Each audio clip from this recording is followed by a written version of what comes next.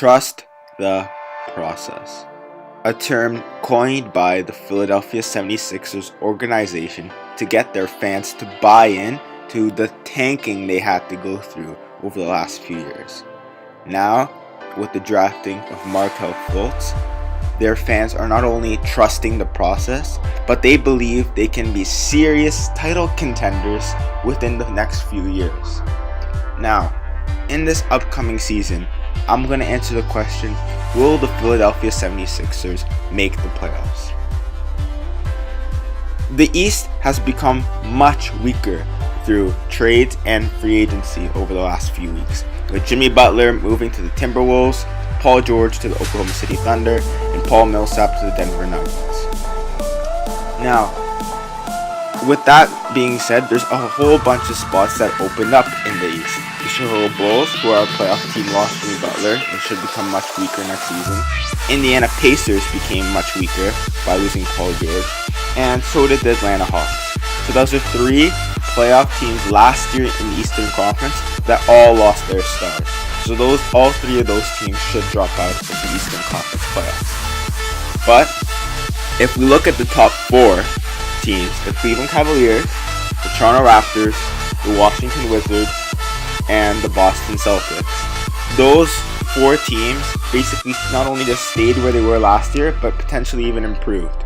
The Boston Celtics were able to acquire Gordon Hayward, so they should be even better next year and build off that number one seed. So that's one playoff team gone. The Cleveland Cavaliers stayed put so far in free agency, and with LeBron James on their team, it's pretty safe to say that they'll be in the playoffs again. So that's a second playoff spot gone.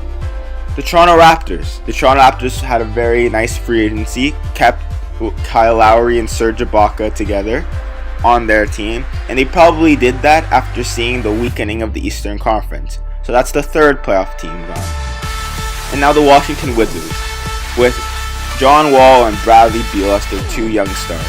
Even if they lose Otto Porter to the Brooklyn Nets, I still believe they're good enough to be a playoff team. So that's their fourth spot gone. The fifth spot in the Eastern Conference, I think, will go to the Milwaukee Bucks. They have a very young core, with Giannis Antetokounmpo leading the way. Thon Maker will definitely continue to improve. The Rookie of the Year last year, Malcolm Brogdon, will continue to improve. Chris Middleton came back halfway through last season and should continue to build on that momentum and continue to improve. While Jabari Parker, hopefully, if he can come back from his second major leg injury, can come back and continue contributing 20 points per game. So they, I feel, are great potential moving forward and will definitely be a playoff team next year. So that's the fifth spot gone. Now, the Miami Heat did miss out on Gordon Hayward, but they did end last season on a 30-11 record, and that I give a lot of that credit to Erik Spoelstra, because even if you look at their current roster, it's not too stacked, but they did perform extremely well, and they kept most of those same guys together with Goran Dragic, Hassan Whiteside. They were able to re-sign Dion Waiters. That's another playoff team I could see unfolding, so that gives the sixth spot away. There's two more remaining spots.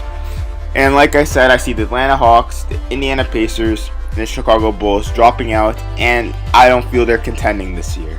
So there's two spots available for two new teams. The Detroit Pistons really underperformed last season. The year before, they were able to make it in as an 8th seed. Very young core with Kentavious Caldwell-Pope, Stanley Johnson, Andre Drummond, Tobias Harris, and even though they got swept by the Cavs, people saw them as a potential 5th seed or 6th seed in the coming year, but they've underperformed and became a 10th place team. While the Charlotte Hornets also underperformed. They were a 48-win team the season before, and all of a sudden dropped down to 36. They had a very good start to the season, as they were a top 3 team for the first 3 weeks, but from that point on, they really struggled. Although they were able to bring in Dwight Howard though this season, and Kemba Walker, that should be a very nice combination with Nicolas Batum. And obviously that leaves the Philadelphia 76ers. Those I feel are the three teams competing next year for playoff positions. The Philadelphia 76ers have a great young team with Ben Simmons, Joel Embiid, Markelle Fultz, Dario Saric. The Feds, as they call them. That group of four is extremely talented. They also brought in Amir Johnson in free agency, JJ Redick. They still have Jovi Okafor on the bench, Jared Bayless, Robert Covington, Thiago Splitter. They have a very nice team. So I believe there are three teams: the Detroit Pistons, the Charlotte Hornets, and the Philadelphia 76ers. Those three teams are competing for 2 spots in the Eastern Conference. I believe the Philadelphia 76ers are ready to grab one of those playoff spots, but it's all pending on how does their health turn out.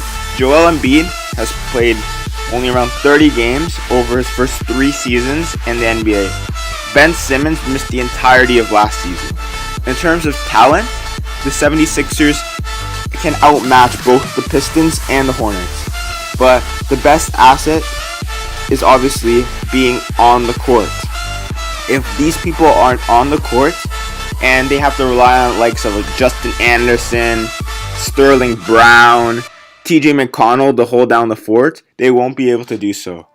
It's all pending on their health, but if Ben Simmons and Joel Embiid can stay healthy, and that's a big if, then I believe the Philadelphia 76ers will make the playoffs next season. Thank you for listening. Please like and subscribe, and see you guys again later.